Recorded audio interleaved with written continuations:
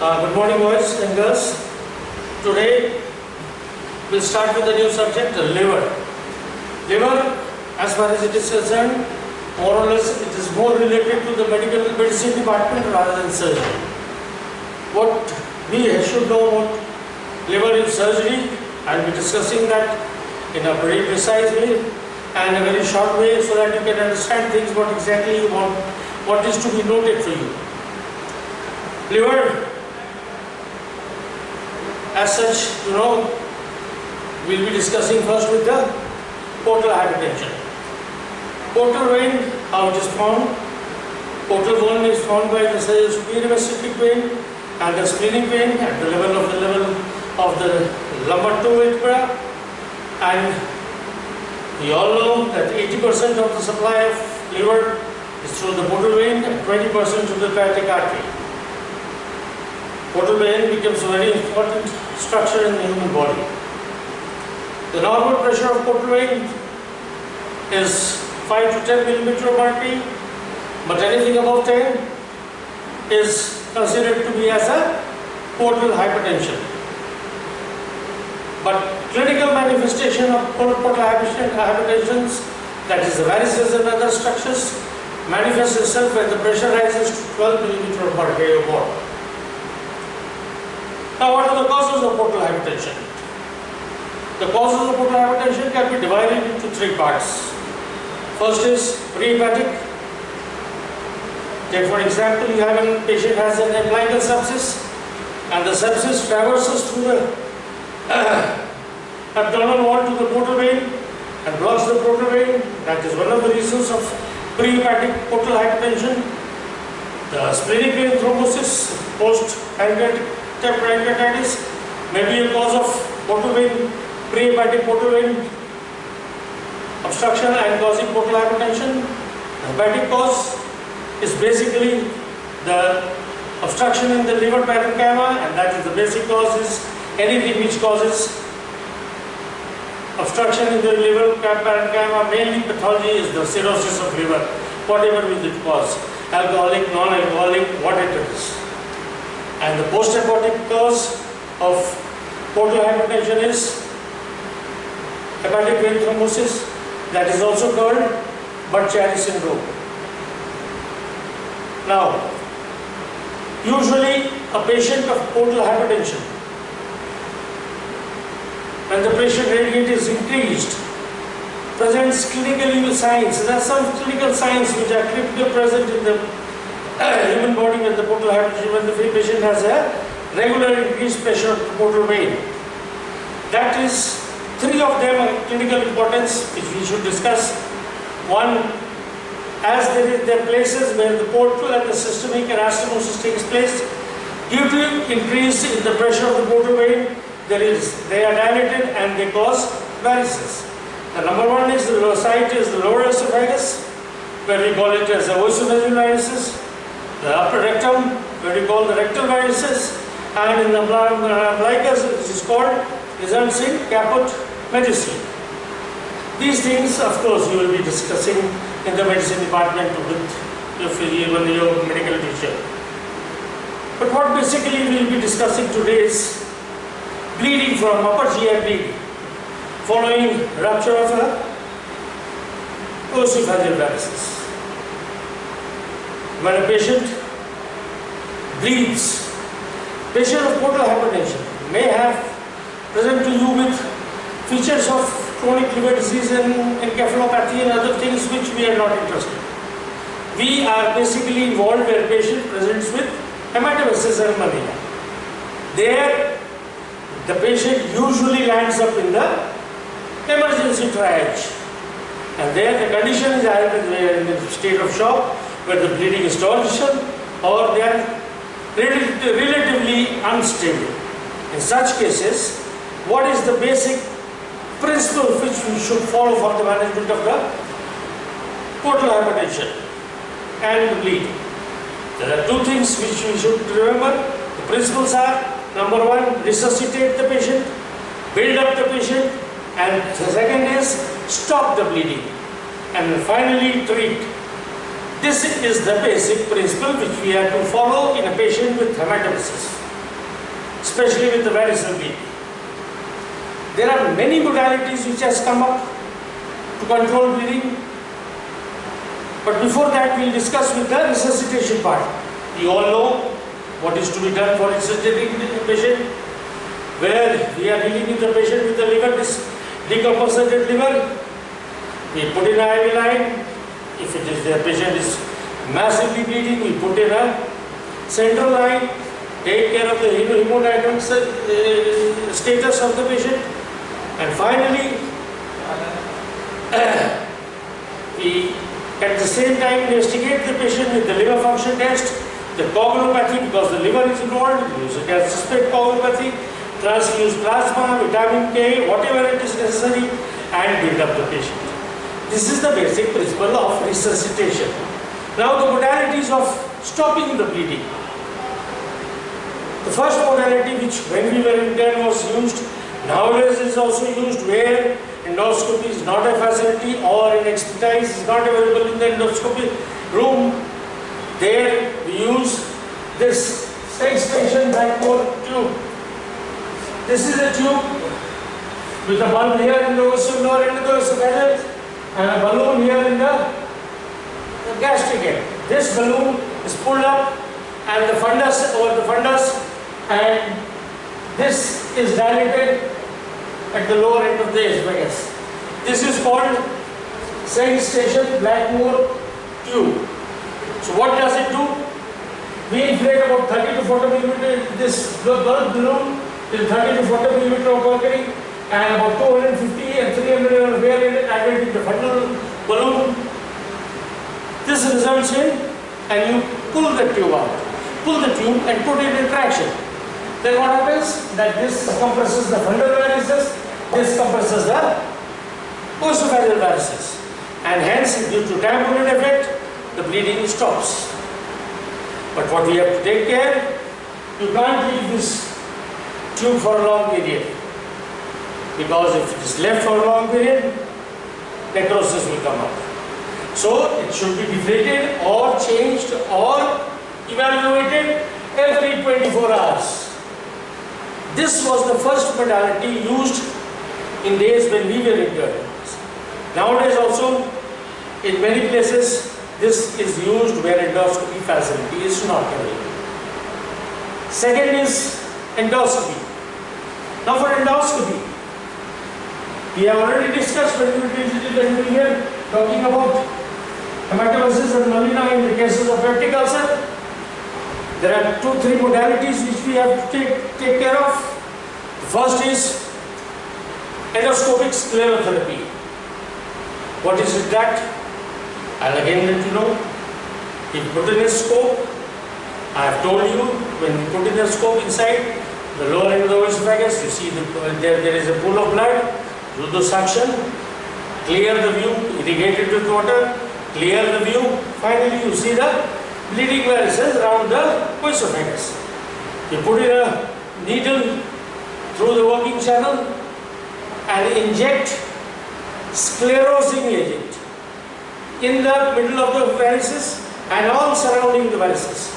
Multiple injections are given in the middle and all surrounding the varices. This is important. One shot of injection doesn't help. Finally, when you are in good hands, the bleeding stops. So this process is called endoscopic sclerotherapy. What we are using here in our hospital is ethoxysterol as this sclerosing agent. It is branded as Escarol, and that's what we used it. We put some adrenaline also inside to do the vasoconstriction part of it.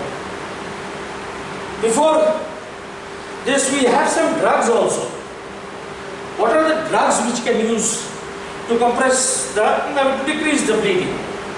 I forgot to tell about you. Number 1 drug is vasopressin. Remember the names, that is important. Number 2 is nitroglycerin, vasopressin, telepressin, similar drugs, nitroglycerin. Finally, the most important is the octoroid. Octoroid is a stomatostatin analog, and that is transfused to the patient. If the These all modalities taken together decreases the bleeding, and the process of the endoscopy becomes much more easier for the endoscopist to maneuver and visualize the varices and inject accordingly. The first modality of endoscopy was endoscopy sclerotherapy. That is called the EST. Now the second modality in endoscopy is EVL. EVL. EVL is endoscopic variceal ligation. What do we do in endoscopic variceal ligation? If you remember endoscope, in the lower part of the endoscope, lower end, we put in a gadget, which is a bulb-like gadget, space around it, where we can, something can put inside, go inside. And that gadget is connected to a working channel with the gun. Your endoscopy assistant holds the gun and you make a shoot inside to the varices. When you come near the varices, we put in the suction channel, the entire varices goes inside that gadget in the lower end of the tube, endoscopy tube, and then you shoot from the gun, you shoot it from the endoscopist assistant does that job. Results in what? The varices, after the shooting takes place, this is how the band is put over the base of the varices. This is the band ligation. Band ligation.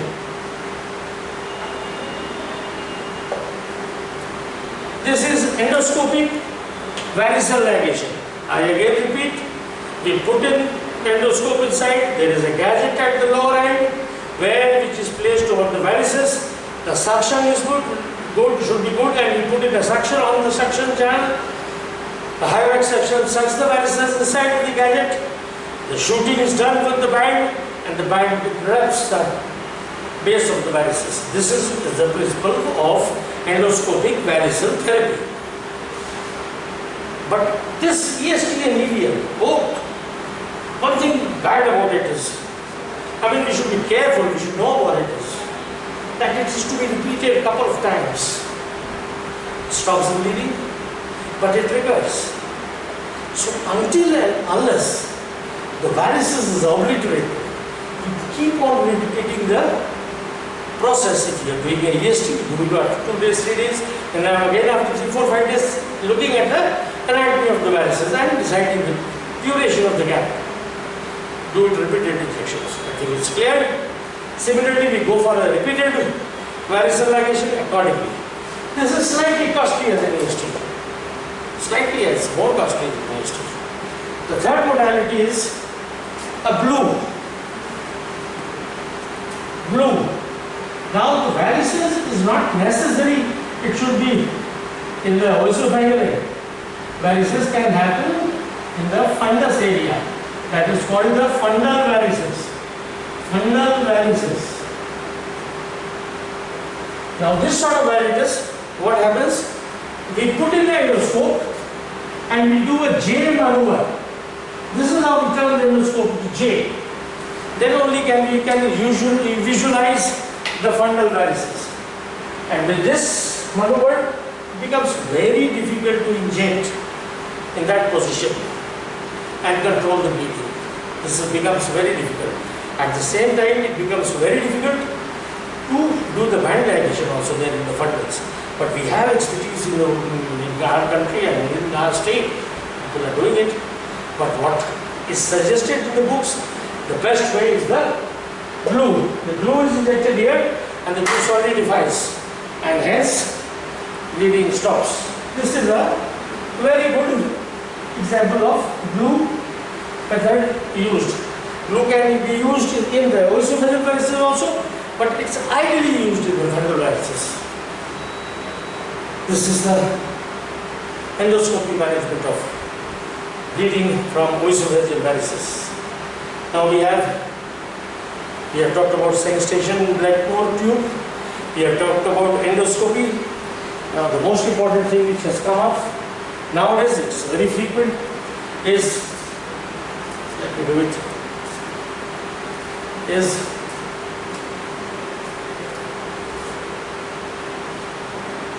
Tips. T-I-P-S-S. Tips. What is tips? Full form of tips is transjugular intrahepatic portosystemic shunt. Transjugular intrahepatic portosystemic shunt. The name is very suggestive. What is done? It is a pure outdoor procedure. Very simple procedure. It is done in the fluoroscopy, under the fluoroscopy guidance and using a local anesthesia. What we do? We go through the internal jugular vein. We put in a guide wire by looking in the fluoroscopy through the internal jugular vein, go down, we go inside the superior vena cava, then negotiate the superior vena cava, finally we reach the hepatic vein, and then comes the liver parenchyma. There the process has to be done very delicately, slowly piercing the liver parenchyma. We go inside the liver parenchyma and finally into the portal vein. Now what we have done? We have inserted a guide wire from the internal jugular vein to the superior vena cava, from the superior vena cava to the hepatic vein, the liver parenchyma, and finally the portal vein. When this is done, when this part of negotiation is done, we put in a balloon catheter. Similarly, through the guide wire, we go inside the balloon, put in a balloon catheter to the parenchyma. Which parenchyma? The liver parenchyma. We go through the capsule and we put in dilate the liver parenchyma through that balloon. We dilate the balloon and that space is opened up. Simultaneously, while doing this, we negotiate a metallic expansible stent that is negotiated and put inside the liver parenchyma and portal vein. Suppose it's clear, we negotiate with the guide wire first from the internal jugular vein to the superior vena cava to the hepatic vein, the liver parenchyma, finally the portal vein. We dilate through a balloon catheter through the same tract, and finally we put in a expandable stent there, and the portal venous pressure decreases and the bleeding stops. This is a very useful procedure and very frequently done nowadays. But there are some complications in this procedure. Number one complication is if you are not properly expertise or you are not handling very carefully, you can perforate this liver parenchyma, resulting in bleeding in the intraabdominal bleeding. If you are not handling it very delicately. Number one complication. Number two, PSE. That is PSE, post shunt encephalopathy. We are putting a shunt there.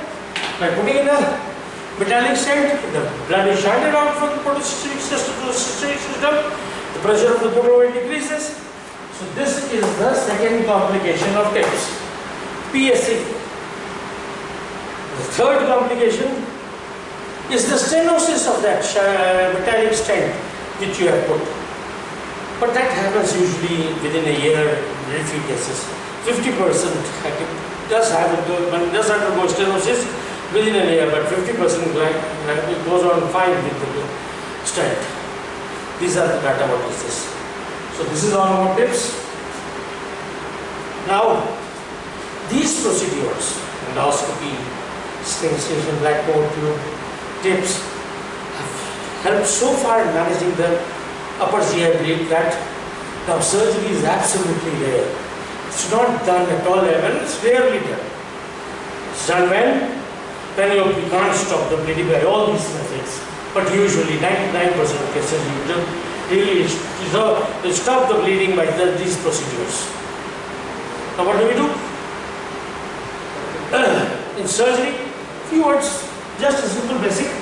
We have two types of shunt. We do a shunt surgery. A selective shunt and a non-selective shunt. Definitely a selective shunt is better.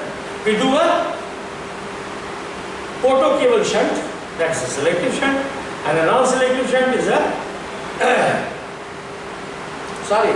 a selective shunt is a spinorenal shunt or the splenorenal shunt and this non-selective shunt is a portocable shunt. So in the non-selective shunt, in the selective shunt, the incidence of post-shunt encephalopathy is rare, is less, but in the non-selective shunt, the incidence of post-shunt encephalopathy is very more. So nothing more we should go about much detail is to require the surgery of the portal hypertension. But these procedures are to be, you should be acquainted with it and you should know about it. Thank you. Now we will go over to two small topics. Number one is amoebic liver abscess. Very common. Very commonly seen in the wards. Very commonly seen in our part of state. Lot of case. What is the cause of this amoebic liver abscess? Is the entamoeba histolytica very well known? What are the root of infection? Orophageal. Goes into the gut. Trophozoites are formed. The cyst is converted into trophozoid. That trophozoid traverses through the wall to the portal vein and resides at the posterior superior aspect, commonly the liver, and causes the abscess. How do you diagnose amoebic liver abscess? Very simple. We diagnose it with a simple ultrasound or a CT. Or if you can aspirate, you get an anchovy sauce pus, red colored pus. That's called anchovy sauce pus. That's diagnostic for amoebic liver abscess. The patient present with you have got abdominal pain, slight features of toxemia. If secondary infection is not there, but it is very simple to manage. What do we do with this large collection? Say 400, 300, 400, 500 ml of collection, posterior superior aspect of the liver. We go for ultrasound guided aspiration. At the same time, we go for a metronidazole, 750 milligram 3 times a day for 5 to 10 days. Finally, the patient becomes asymptomatic and cured. If the lesion is small one, multiple one, no surgical intervention, no aspiration is required. Simply metronidazole, 750 milligram 3 times a day is great enough, good enough to control the symptoms of amoebic liver abscess. Now we have one more condition we'll be discussing on.